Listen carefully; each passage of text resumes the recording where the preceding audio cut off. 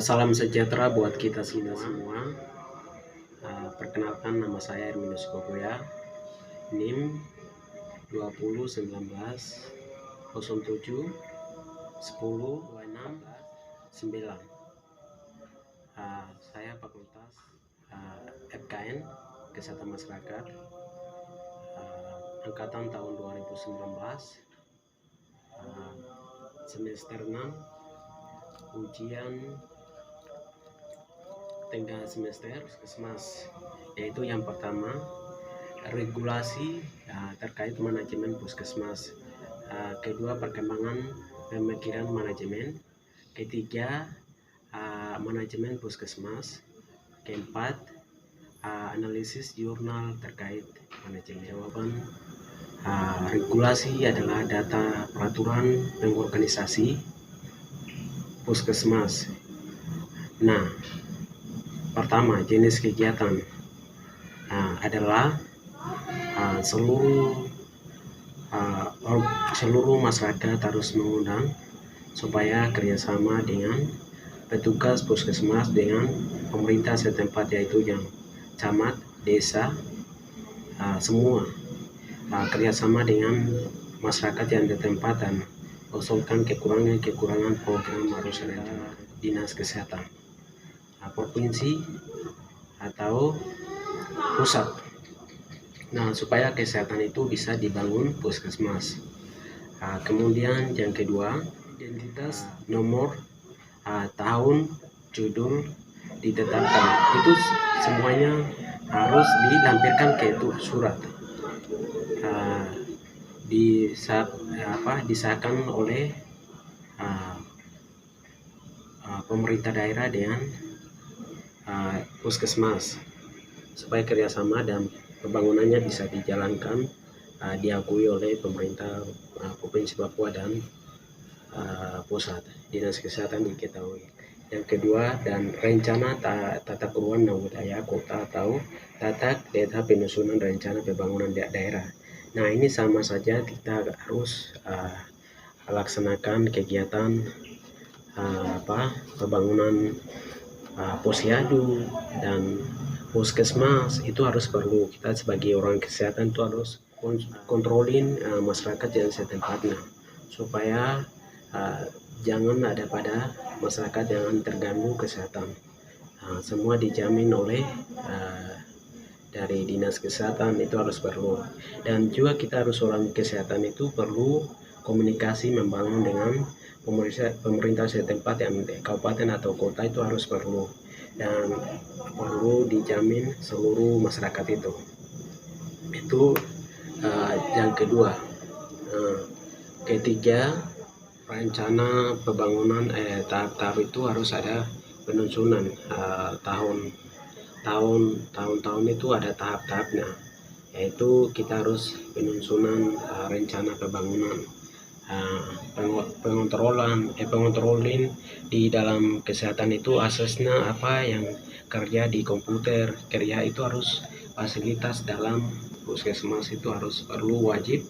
Orang sarjana puskesmas yang lulusan dari kesehatan itu harus perlu di praktik di posyandu dan di sana supaya belajar situ, dan dari situ bisa belajar dan juga kerjasama dengan masyarakat. Mereka mendapati berapa tahun, 4 tahun lamanya dapat di kuliah, itu harus diterapkan di kesehatan di setempatnya di puskesmas. Kemitraan bidang dukun baji, kader posyandu puskesmas, dan organisasi dan unit pelaksanaan teknis. Nah, teknis itu harus bagaimana kita mengelola di puskesmas itu akses dan kerja, tenaga kerja. Untuk itu harus kerjasama dengan yang sudah selesai kuliah dari dari kesehatan masyarakat, itu harus perlu praktek di puskesmas. Nah, dari situ harus bagaimana kita kerjasama dengan dinas kesehatan, itu harus siapkan akses dalam puskesmas, yaitu yang pertama utamakan laboratorium, kemudian yang kedua laptop atau komputer itu harus perlu, dan supaya kerjanya cepat, dan laporan dinas kesehatan itu harus terada, supaya membangun dengan komunikasi itu jelas. Dan juga harus siapkan air bersih, dan itu lingkungan itu harus air bersih, terus lampu itu pemerintah harus kerjasama harus wajib, supaya 24 jam itu harus kesehatan ada terganggu atau bagaimana itu harus bisa melayani terus sampai daerah masyarakat bisa sehat di daerah itu.